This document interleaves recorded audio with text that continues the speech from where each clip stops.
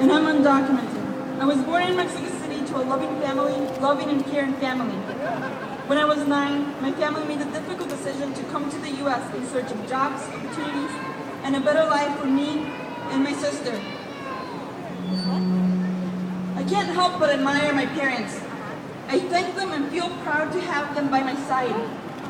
They are some of the most giving individuals I know.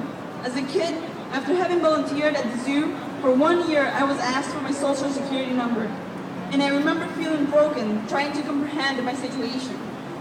However, my mother refused to have this affect me and immediately contacted organizations to advocate for me. It was then that I saw how committed my parents were to make my life as an undocumented kid as seamless as possible. However, through college, I was once again constantly reminded of what it meant to be undocumented. It was specifically difficult being away and not being able to speak to my father for weeks at a time, trying to call him to talk to him and tell him about what I had just learned in my genetics class, and being unable to reach him as he was working his 3rd shift that night. This I came to accept as I was determined to reciprocate their dedication. How could I not?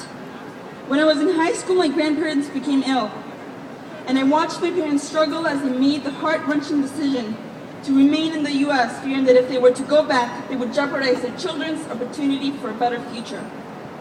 Back then, my father had applied to change his status, and one of the conditions was that he could not leave the country. We felt helpless. We tried to remain in contact through the phone as much as we could, and despite my grandparents' reassurances, I could not help but miss them. The last few times we were able to speak to my grandparents, our conversations had become limited. My grandmother had become unable to have full conversations, and my grandfather had been progressively losing his hearing. I craved seeing their smiles. I was angry that I couldn't be in the same room with them. All I can remember about the night my grandmother passed away is standing in the hallway outside my parents' bedroom as my mother spoke to my grandmother on the phone, telling her how much she loved her. That night, I was shaken by our reality. For the first time, I understood what it meant to be powerless, what it meant to love your children and be willing to sacrifice for them, and what it meant to be undocumented. It was also the first time I became acquainted with the feelings of helplessness and frustration. I've often wondered if our sacrifices have been worth it. Regardless of my parents' sacrifices, regardless of my trying to prove myself worthy of a chance, I find myself in the same situation. Unemployed, unable to help my parents financially, unable to apply to med school, unable to travel without worrying if I will be having to make a call or receive a call from a loved one from a detention center. At the moment I can only dream of the day I will be able to graduate from med school, the day I will be able to travel without fear of being separated from my family for 10 years, the day I will be able to boat, the day I will be able to visit my grandparents' resting place and thank them for their understanding. It has been 2 years, 10 months since I have graduated from college, and my dream was put on hold due to my status.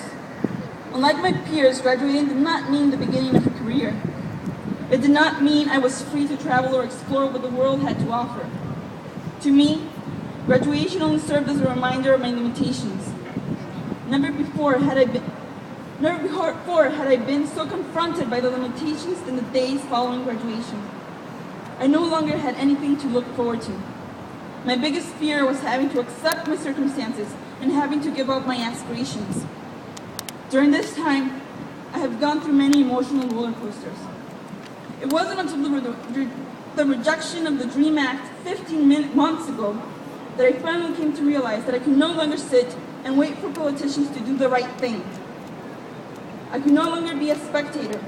I refused to be marginalized or have my parents plead guilty. To me, the only criminal is the system, and those that support it are guilty.